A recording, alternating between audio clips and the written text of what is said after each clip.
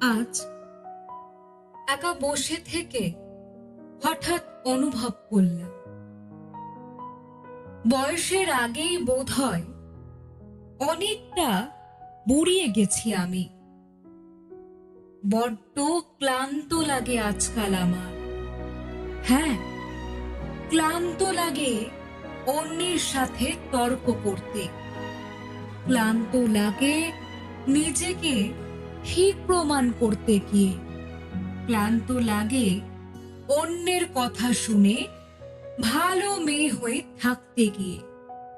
আসলে নিজের স্বপ্ন পূরণের দায়িত্ব নিজের হাতে তুলে নিয়েছে তো, তাই ভালো লাগে না লোককে অযথা কৈফিয়ত দিতে।